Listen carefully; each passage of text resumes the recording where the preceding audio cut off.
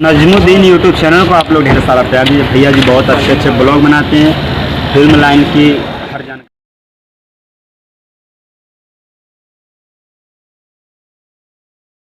Hello guys, तो हम लोग आए थे गोरखपुर घूमने के लिए और ये देखिए हम लोग को बहुत ही ख़ास आदमी मिल गए थे। ये विष्णु राज जी, जिनकी गाड़ी है, मालती चौहान जी के हस्बैंड हैं ये, और ये मालती चौहान जी की गाड़ी है। मालती चौहान जी इसी होटल में आई हुई हैं और अभी आप लोगों को मिलवाएंगे। बस वीडियो पे पूरा बने रहिएगा, ज़रूर देखिएगा। मालती चौहान जी वो आगे जो चाय की दुकान है वहीं पर बैठी हुई है। देखिए जो कुर्सी पे लेडीज़ बैठी हुई है वहाँ पे, वही है मालती चौहान जी। अभी आप लोग को मिलवाएंगे हम उनसे, तो बने रहिए वीडियो के साथ। गाइस, तो ये है मालती जी के बेटे, जिनका आप लोगों ने अभी बहुत ही जल्द न्यूज़ सुना होगा, और इनका फंक्शन भी बहुत धूमधाम से हुआ था। इनकी मम्मी अभी चाय की दुकान पे बैठी हुई हैं, अभी जैसे ही खाली होंगी हम आपको मिलवाएंगे।